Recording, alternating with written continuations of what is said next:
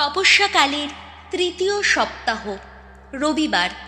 প্রথম পাঠ যাত্রা পুস্তক, সম্পূর্ণ পাঠ 20 অধ্যায়, পদ সংখ্যা 1 থেকে 17। সিনাই পর্বতে ভগবান মোশিকে জানালেন কি কি ধর্মবিধি ইসরায়েলীয়দের পালন করতে হবে। সিনাই পর্বতে ঈশ্বর ইসরায়েল জাতির মানুষের উদ্দেশ্যে এই সমস্ত কথা বললেন।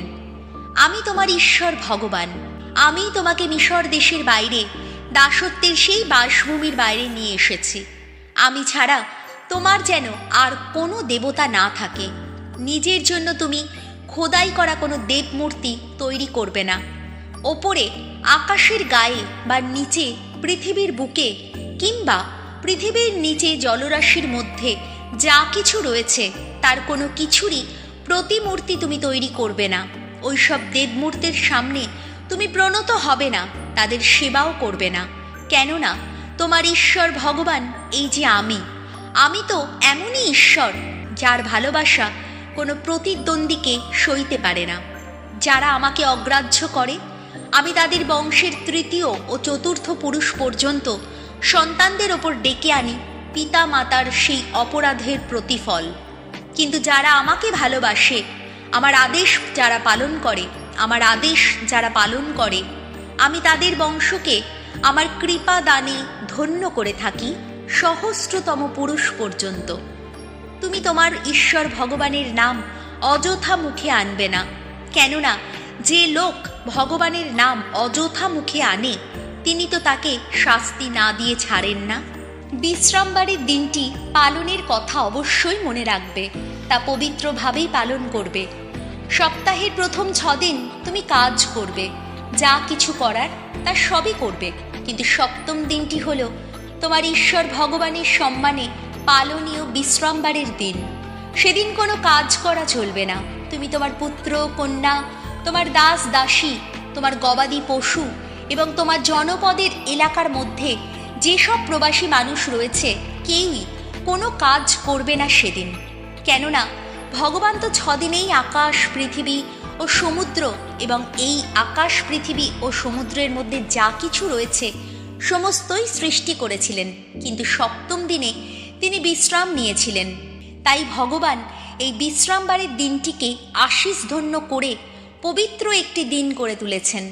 পিতা মাতাকে তুমি সম্মান করবে, যাতে তোমার ঈশ্বর ভগবান যে দেশ তোমাকে এখন দিচ্ছেন সেখানে তুমি যেন সুদীর্ঘ জীবনযাপন করতে পারো।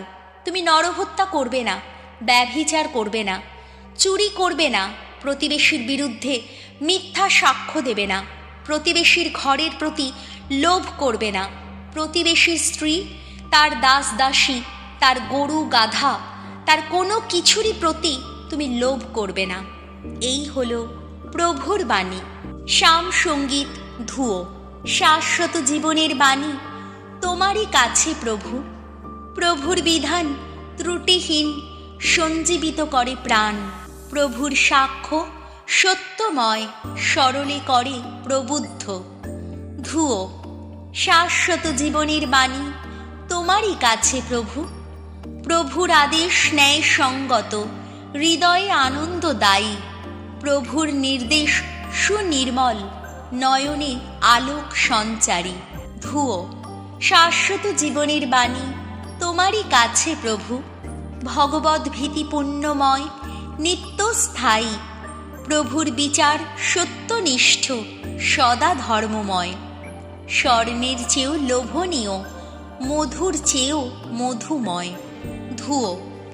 শাশ্বত জীবনের বাণী তোমারই কাছে প্রভু। দ্বিতীয় পাঠ করিন্থীয়দের কাছে প্রেরিত দূত পলের প্রথম পত্র, 1 অধ্যায়, পদ সংখ্যা 22 থেকে 25। আমরা ক্রুশবিদ্ধ খ্রিস্টকেই প্রচার করি।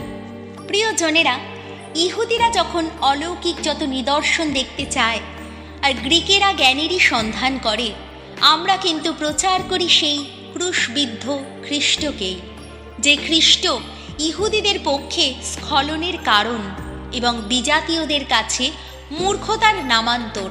কিন্তু ঈশ্বর তাঁর আপনজন হবার জন্যে যাদের আহ্বান করেছেন, তারা ইহুদি হোক বা অনিহুদি হোক, তাদের কাছে তিনি সেই খ্রিস্ট, যিনি স্বয়ং ঈশ্বরের শক্তি, স্বয়ং ঈশ্বরের প্রজ্ঞা। কেননা ঈশ্বরের এই মূর্খতা মানুষের জ্ঞানের চেয়ে জ্ঞানময়, এবং ঈশ্বরের এই দুর্বলতা মানুষের শক্তির চেয়ে শক্তিশালী। এই হল প্রভুর বাণী, বাণী বন্দনা। ওগো যিশু, বন্দিত তুমি, সবার কণ্ঠে কীর্তিত তুমি। পরমেশ্বর জগৎকে এত ভালোবেসেছেন যে তাঁর আপন পুত্রকে তিনি দান করেছেন।